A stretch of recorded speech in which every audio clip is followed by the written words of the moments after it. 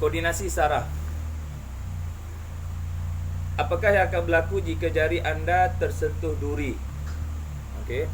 Sudah tentu anda akan menarik tangan tanpa berfikir. Tahukah anda bagaimana tindakan itu berlaku?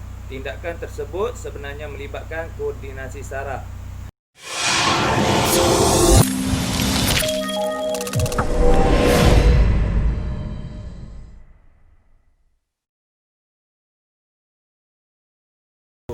Sama juga kalau kita iron baju, okey, jari atau tangan kita terkena iron, secara automatik kita akan cabut tangan ataupun tarik tangan menjauhi daripada iron yang panas tadi.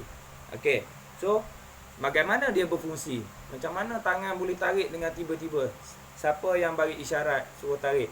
Okey, yang tu kita akan pergi seterusnya kepada reseptor dan efektor.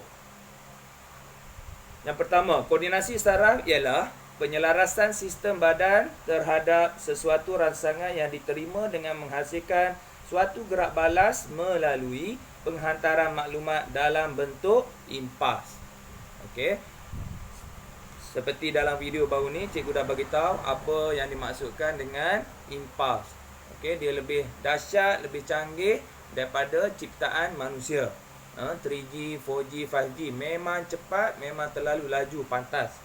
Okey, yang kedua, dalam topik sebelum ni kamu diperkenalkan dah. Okey, kita dah belajar apa itu reseptor, iaitu sel rangsangan. Efektor.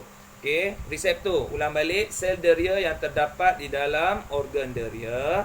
Terdapat 5 jenis organ deria: kulit, mata, telinga, hidung dan lidah. Efektor ialah organ yang bergerak balas terhadap rangsangan. Sekali lagi, efektor ialah organ. Okey, reseptor ialah sel deria. Okey, efektor organ, manakala reseptor ialah sel. Contoh efektor ialah otot atau kelenjar. Apabila tangan anda tersentuh air panas, contoh, anda akan menarik tangan anda dengan pantas. Otot pada tangan anda ialah efektor.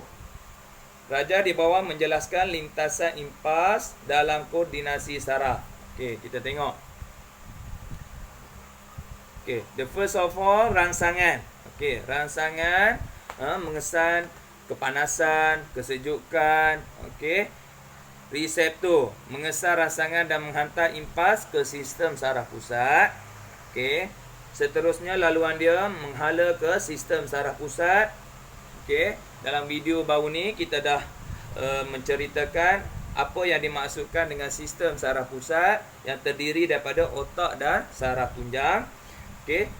Apa fungsi sistem saraf pusat? Memproses maklumat dan menghantar impas ke efektor untuk melakukan gerak balas. Okey, apa-apa saja maklumat, okey, otak kita akan mentafsir, mentafsir apa-apa saja yang kita terima maklumat, otak akan tafsir dan menghantar impas ke otot-otot ataupun efektor yang tertentu. Okey. Seterusnya efektor dan last sekali gerak balas. Okey, fakta salah. Kat sini dia cerita semua rangsangan datang daripada persekitaran. Salah. Okey, yang betulnya rangsangan mungkin datang daripada persekitaran ataupun daripada badan sendiri. Seterusnya.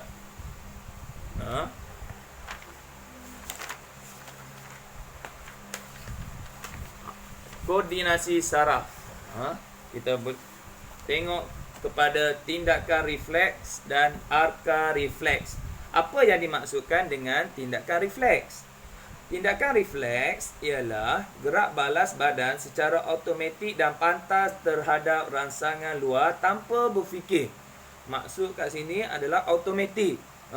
Tanpa disedari, tanpa dikawal oleh kita, automatik tangan atau kaki apa terangkat sendiri. Okey, tindakan refleks berlaku dengan pantas. Sebab apa? Kerana laluan impas yang dikenali sebagai arka refleks adalah pendek. Okey, kita tengok carta alih dia. Okey, mula-mula reseptor. Okey, lepas reseptor dia membawa ke neuron deria dapat detect, dapat mengesan rangsangan. Okey. dan menghantar maklumat impas ke neuron perantaraan. Okey. Seterusnya pergi kepada neuron motor dan last sekali kepada efektor. Ini semua adalah carta alih yang menunjukkan laluan saraf tindakan refleks. Contoh, menarik tangan apabila tersentuh objek panas, sentakan lutut ataupun mengedik mata untuk mencegah kemasukan habuk. Itu adalah contoh-contoh tindakan refleks yang kita bertindak balas tanpa kita sedari. Itu adalah automatik ataupun tindakan refleks. Okey, sebagai contoh kita tengok gambar kat bawah ni. Okey, apabila tangan terkena objek panas, reseptor dalam kulit terangsang, impas saraf tercetus. Kena air, kalau kat sini kena lilin, kena api. Okey, so reseptor dalam kulit terangsang, impas maklumat. Okey, saraf tercetus. Seterusnya, maklumat tadi, impas tadi bergerak di sepanjang neuron deria ke saraf tunjang. Okey, sebab apa dia terus pergi ke saraf tunjang? Sebab apa? Sebab saraf tunjang ni mengawal tindakan luar kawal. Manakala otak mengawal tindakan yang terkawal. Okey, itu beza dia. Kalau tindakan refleks, calon SPM kena ingat, impas terus bergerak ke saraf tunjang. Okey, seterusnya dia terus impas bergerak dan memasuki saraf tunjang.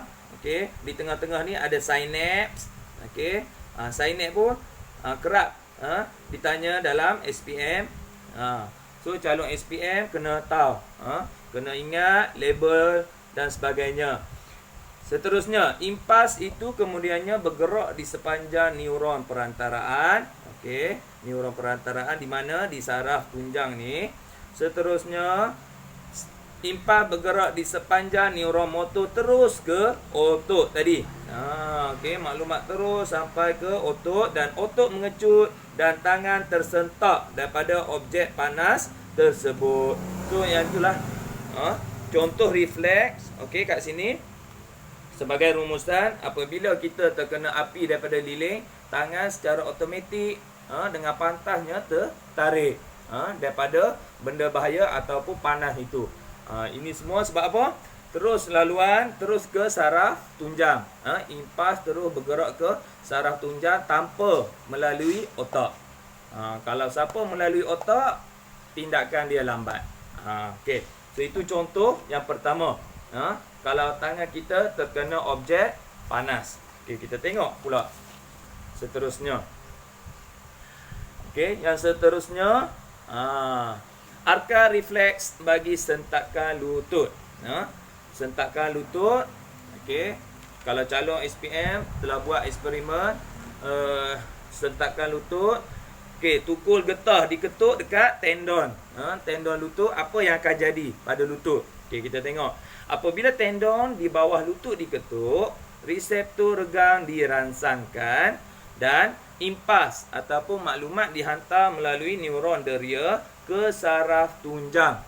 Sama juga macam tadi, neuron deria terus ke saraf tunjang dan kemudiannya dari neuron motor ke otot paha.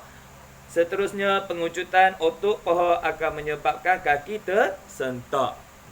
Terus daripada rangsangan reseptor terus kepada neuron deria, seterusnya terus kepada neuron perantaraan dan last sekali neuron motor dan efektor. So ini adalah laluan-laluan arka refleks. Sebab apa? Dia pantas, pendek sangat laluan dia bagi sentakan lutut. Okey. Okey, kalau kita tengok buku teks ni pun, okey, sama juga macam tadi. Arka refleks dalam tindakan menarik tangan menjauhi objek panas. Sama juga. Sama juga dengan sentakan lutut di mana reseptor terus ke neuron deria, neuron perantaraan, okey, seterusnya neuron motor dan last sekali adalah efektor. Okey. So setakat itu untuk video kali ini. Kalau anda suka video ni, jangan lupa like, share dan subscribe Cikgu Duan Channel. Terima kasih.